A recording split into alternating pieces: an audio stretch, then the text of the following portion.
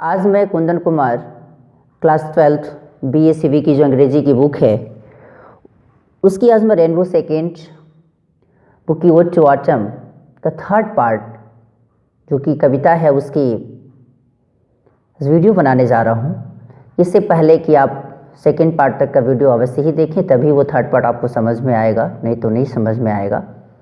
जिसमें first part में कल मैंने पढ़ाया था तो इसमें डाला था कि यहाँ से लेकर फर्स्ट स्टेंजा जिसमें 11 लाइन्स हैं, इसमें फर्स्ट स्टेंजा में पोएट इंसान के तौर पर प्रस्तुत किया है जो कि सूरज का दोस्त है, इसमें बताया है उन्होंने। और इसमें तो आप जानते हैं कि ऑटम की व्याख्या उन्होंने करा है जॉन किट्स ने। जनरली पोएट तो स्प्रिंग के बारे में बताते हैं, स्प्रिंग सीजन के बारे में, लेकिन ये ऑटम सीजन के बारे में बताते हैं।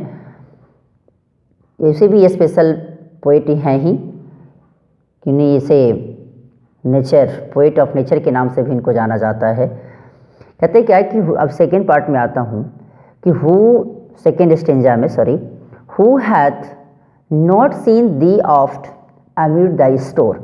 यहाँ हैथ के बारे में आप पहले से जानते हैं कि हैथ जो है वो किसके लिए है, तो हैथ वर्ड हैव या हैज़ के लिए इस्तेमाल किया जाता है। अभी आप यहाँ देख रहे हैं, बता रहे हैं कि who have not seen thee oft amid the store. कहता है क्या है कि who has not seen thee oft amid the store. Thee मतलब यहाँ तू का सेंस लगाता है जो कि ऑब्जेक्टिव केस है। ऑफ्ट जो यहाँ ऑफ्टेन का शॉर्ट फॉर्म है, अक्सर वाला। एमिड जो है वो एमिडिस्ट का, जो कि बीच में जाने वाले के लिए मिड वर्ड का इस्तेमाल किया गया है। तो कि आपको और तुम्हें किसने नहीं देखा है, अक्षर वो भी किसमें, जब तुम स्टोर में रहते हो, जब कोई चीज़ों को जब तुम स्टोर करते हो, किसी स्टोर में जब तुम रहते हो। दाई, दाई का मतलब भी योर है जो कि पोसेसिव केस के रूप में इस्तेमाल होता है, जो पोसेसिव एडजेक्टिव है। तुमने किसने नहीं देखा है जब तुम कहाँ रहते हो, तुम स्टोर में रहती हो। Sometimes who ever six abroad में फाइंड, कभी कभी तो तुम्हें दूर दूर तक खोजा जा सकता है, अलग अलग जगहों पर तुम्हें पाया जा सकता है। Thee sitting careless on a granary floor. अरे तुम तो, दी जो वर्ड है THEE वाला, ये यू है ऑब्जेक्टिव केस। अरे तू तो बिल्कुल केयरलेसली कहाँ बैठी रहती हो, तो ग्रैनरी फ्लोर पे। ग्रैनरी मतलब क्या होता है, जहाँ पर अनाज को जमा करके रखा जाता है उसी को ग्रैनरी कहते हैं। जहाँ जो ग्रैनरी फ्लोर होता है वो तो वहाँ तो आराम से तुम केयरलेसली बगैर कोई टेंशन का आराम से बैठी रहती हो। Thy hair soft lifted by the winnowing wind. जानते हो तुम्हारी जो बाल है ना, वो बाल बिल्कुल सॉफ्ट लिफ्टेड, थोड़ा सा उठा हुआ, किससे, तो विनोइंग विंड जो बहती हुई हवा है जिसमें जो अनाज को उड़ाया जाता है, विनोइंग विंड, उससे तुम्हारी बालें उठी हुई दिखती है। और on a half ripped furrow and a sound slip. यहाँ हाफ रिप जो आधे जो कटे हुए जो फसल हैं वो जो कतार में रखे हुए हैं, फ्यूरो मतलब कतार में, जो कतार में रखे हुए हैं वो भी साउंड स्लीप है, बिल्कुल आराम से सोए हुए हैं, कोई टेंशन नहीं है उसको। Drowsed with the fume of poppies while they hook. Drowsed मतलब होता है क्या, मदहोश, जो कि पपीज है, पपीज मतलब फूल होता है, अ टाइप ऑफ फ्लावर जो रेड कलर की फूल होती है, उसकी जो फ्यूम है उसी की फ्यूम्स की वजह से वो क्या है, मदहोश होके पड़ा हुआ है। वाइल दाई हुक, जबकि तुम तो जो हंसिया है, दाई हुक तुम तो बिल्कुल हंसिया, हुक जो कि हंसुआ टाइप का रहता है, जबकि तुम तो हंसुआ लिए हुए। Spares the next swath and all its twined flowers. जहाँ तक कि देखते हो सारे के सारे वो अगले जो कतार है, स्वैथ, स्वैथ मतलब कतार होता है, उसकी जो हमारी जो अगली कतार है सारे के सारे बिल्कुल जोड़े flowers, all its twined flowers, जो कि जोड़ा आराम से उसी में पड़ा हुआ है। And sometimes like a gleaner thou dost keep. कभी कभी तो तुम बिल्कुल ग्लीनर के जैसे दिखती हो। जैसे ग्लीनर मतलब क्या होता है, जो फसल को जमा करने वाला, इकट्ठा करने वाले को ग्लीनर कहते हैं। दाउ डोस्ट किम, दाउ फिर यहाँ दाउ का मतलब किससे हो गया, यू, जो कि नॉमिनेटिव केस है। तुम तो डस्ट, DOST डस्ट, डस्ट जो कि डू है, क्योंकि तुम तो ऐसे करती ही हो।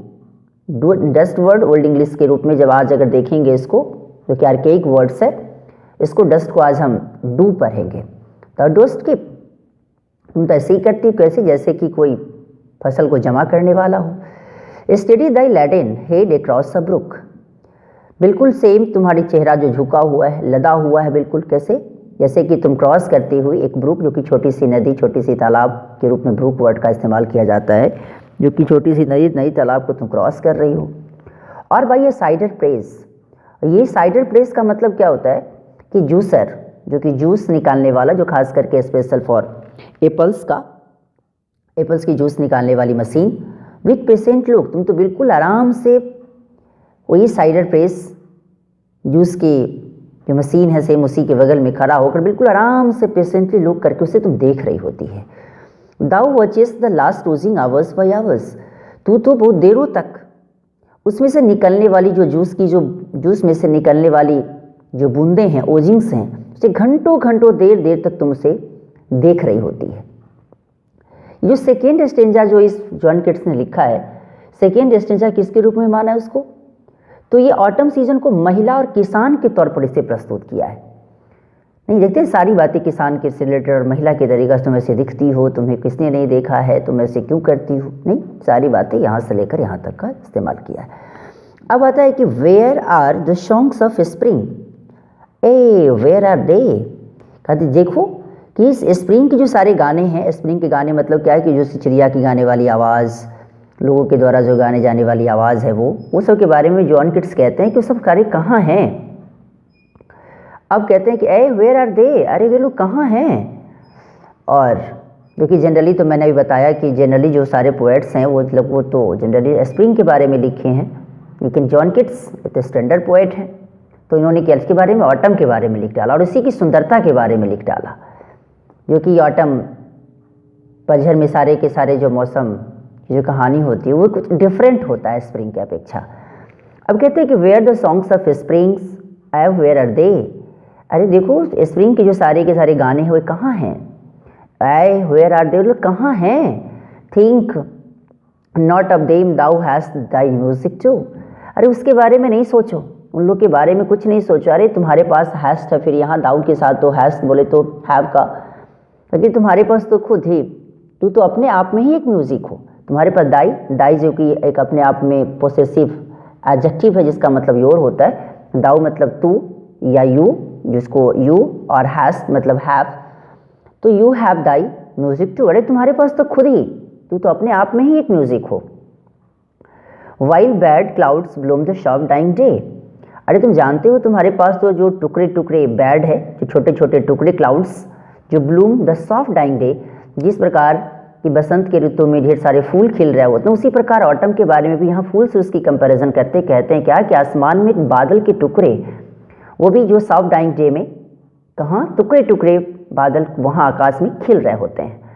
And touch the stubble plains with rosy hue, जहाँ पर जितने भी सारे स्टबल प्लेन्स होते हैं, जो कि बिल्कुल स्टबल प्लेन्स मतलब खूंटी होता है, जो छोटे छोटे फसल को काटने के बाद छूटा रहता है, वो भी दूर दूर तक गुलाबों की फूलों की तरीका से खिल रहा होता है और दिख रहा होता है। Then in a wailful square the small gnats मॉड, यहाँ जो अभी आप देख रहे हैं ये जो वेलफुल क्वायर है, वेलफुल क्वायर मतलब क्या है कि उदासी से भरी हुई जो उनकी ग्रुप है, तो छोटे छोटे जो स्मॉल gnats मतलब क्या होता है कि एक स्मॉल छोटी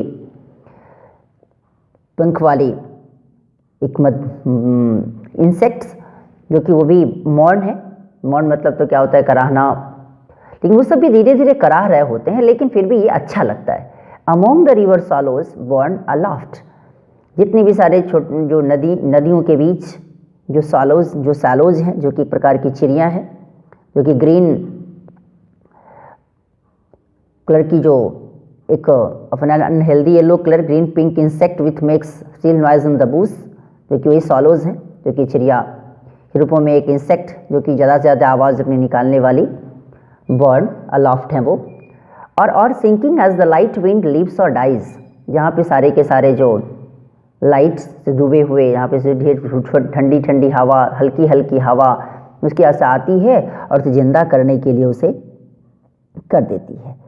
नहीं, दूसरे की बात करते हैं क्या कि and full grown lambs a loud bleat from hilly bourn, अभी फुल ग्रोन लैम्स हैं ये फुल ग्रोन लैम्स मतलब क्या है कि फुल्ली तैयार जो भेड़ के बच्चे हैं, मेमना, वो भी जोर जोर से चिल्लाते हैं। बकरी के बच्चे को भी लैम्सी कहते हैं, तो वही बकरी के बच्चे या भेड़ के बच्चे भी चिल्लाते रहते हैं। कहाँ से? तो फ्रॉम हिली बॉर्न, जो कि बॉर्न मतलब यहाँ लैंड से है, जो कि पहाड़ी धरती, वहीं से वो चिल्लाते रहते हैं। Hedge cricket sing and now with travel soft, ये हेज क्रिप्स है, जिसका मतलब जो कि एक झाड़ियों में रहने वाला जो एक झिंगू टाइप का होता है, जो कि वो ब्राउन कलर का होता है वो, तो ये भी उस समय गाना गा रहा होता है, नाउ विथ ट्रेवल सॉफ्ट। और उसमें जो उसकी कहानी है बड़ी ही अच्छी है। द रेड ब्रेस्ट विश फ्रॉम अ गार्डन क्रॉफ्ट, जो रेड ब्रेस्ट जो रोबिन चिड़िया है, जो कि एक जिसकी छाती रेड होती है, वो भी अपने गानों से गार्डन क्रॉफ्ट से, जो कि एक बगीचा है गार्डन क्रॉफ्ट, उस बगीचा से उसकी भी गाने आ रहे होते हैं। एंड गैदरिंग सॉलोज ट्विटेड इन द स्काइज, और सारे के सारे जो सॉलोज हैं, जो कि सारे के सारे ट्विटरिंग करता हुआ, जो कि चिड़िया, वो पूरे आकाश में क्या कर रहे होते हैं? तो इधर से उधर अपनी गाने को गा रहे होते हैं। कहाँ? आकाश में। और इसमें अभी आपने क्या देखा कि इसमें थर्ड में ऑटम सीजन को जॉन किट्स ने एक मौसम का पूर्ण वर्णन के रूपों में इसका इस्तेमाल किया है। और इसमें इन्होंने इस पोएम में खास करके आप देखेंगे तो इसमें आपको ये पता भी चलेगा कि और इसके बारे में पोएट ने इसमें क्या कहा है कि new time, new life, new things and new beauty, that is the main motive of ode to autumn in the theme of the passage of time. खास करके नया समय, नया जीवन, नई वस्तुएं, नई सुंदरता, इस पोएम में सबसे मेन ओड टू ऑटम में इन्होंने बताने की कोशिश करा है। किसके अनुसार? तो टाइम के अनुसार सब कुछ चेंज हो जाते हैं, नहीं? और इसके बारे में मैंने बताने की कोशिश किया। और ये वीडियो आपको कैसा लगा, इसके बारे में लाइक, सब्सक्राइब एंड कमेंट करना ना भूलें, और इसे शेयर भी करें। आज ही आपका ओड टू ऑटम पूर्ण रूपेण खत्म हुआ। इसके जस्ट बाद वाला जो वीडियो उसे भी मैं डालूंगा, उसे भी आप अवश्य देखें और इसे शेयर अवश्य ही करें। Thanks a lot.